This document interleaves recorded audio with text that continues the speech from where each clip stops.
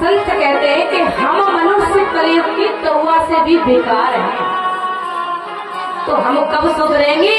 जब संतन के संग लागे तेरी अच्छी बनेगी।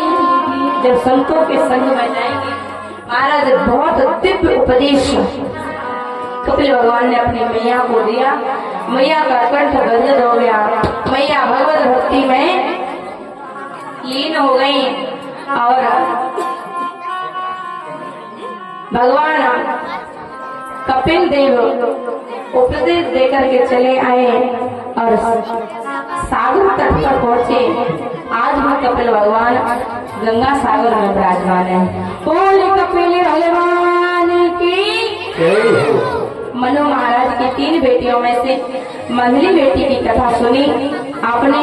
बड़ी बेटी आकृति का विवाह रुचि प्रजापति के साथ हुआ, जिनके घर पर यज्ञ नारायण प्रकट होकर के आए।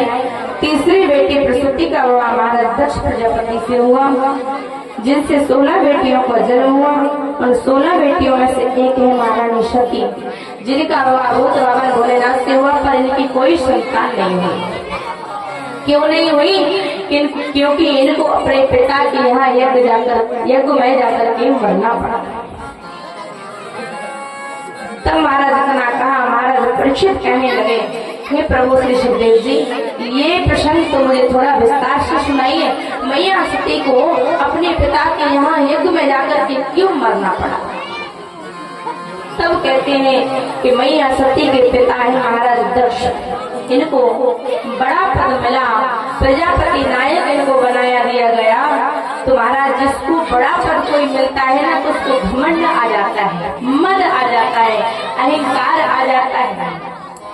क्योंकि गोस्वामी जी महाराज कहते हैं, हो नहीं जन्मा तू अस जग माई, नहीं जन्मा तू अस जग माई, प्रभु पाई जाए मधनाई, प्रभु पाई जाए मधनाई, प्रभु पाई जाए नहीं जन्मा को अस जगमाई, प्रभुता पाए जाए मदनाई। महाराज आज भी जिसको कुर्सी मिल जाती है उसको अहंकार आ जाता है, घमंड आ जाता है। तो महाराज एक समय की बात, जब इनको प्रजापति नायक बनाया गया, सम्मान समारोह रखा गया। सम्मान समारोह में सभी देवतागण पधारे। महाराज ब्रह्मा विष्णु महेश के उस सभा में आए। तो जब दक्ष प्रजापति की एंट्री हुई, जब सभा में पधारे तो सभी लोग खड़े हुए, लेकिन 3 देवता त्रिदेव जो है ब्रह्मा विष्णु महेश, ये खड़े नहीं हुए। दक्ष ने देखा, देखिए हजारों लोग खड़े हैं, वो दिखाई नहीं दिए महाराज दक्ष को, लेकिन जो 3 लोग बैठे हैं वो दिखाई दे गए। देखा कौन? ब्रह्मा जी, अरे ये तो हमारे पिताजी। और देखा कौन बैठे? विष्णु जी, ये तो हमारे दादाजी। तीसरे ने जब घुमा करके देखा, ये कौन बैठे? भोलेनाथ जी, अरे ये तो हमारे दामाद है। और दामाद तो बेटा के जैसा होता है, और बेटा को तो अपने पिता का सम्मान करना चाहिए। और ये हमारे सम्मान में खड़े नहीं हुए। तो महाराज खूब उल्टा सीधा सुनाए। अरे इसके माता पिता होते तो कुछ संस्कार इसको दिए होते। और महाराज सुनाते गए और अंत में दक्ष ने क्रोध में आकर के भूत बाबा भोलेनाथ को श्राप दे दिया। हे भोलेनाथ, मैं तुम्हें श्राप देता हूँ, तुम्हें किसी भी यज्ञ में भाग ना दिया जाए। हमारा जैसे इतना कहा तो भूत बाबा भोलेनाथ जी के नंदी महाराज बगल में बैठे हुए थे, उनको सहन नहीं हुआ। क्योंकि हरि हर निंदा सुने जब काना, और होए पाप गो घात समाना।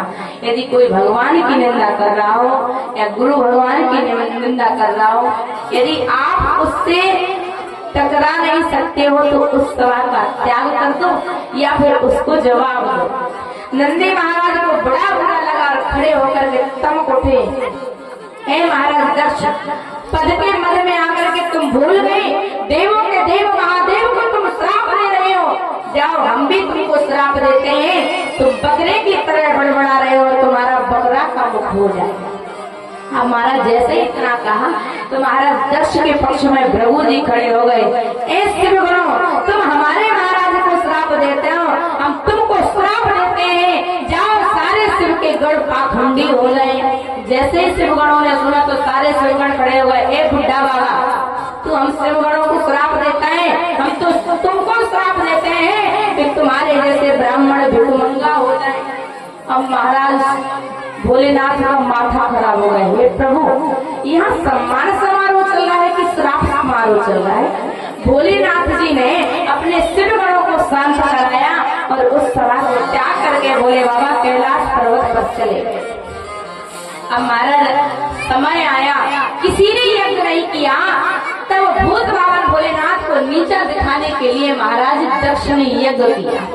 सबको निमंत्रण दिया, पूरे देवी देवताओं को बुलाया, लेकिन भोलेनाथ को नहीं बुलाया। अब जितने देवी देवताओं को बुलाया, सभी देवी देवता महाराज दक्ष के यज्ञ में आ रहे हैं और कहां से होते हुए आ रहे हैं?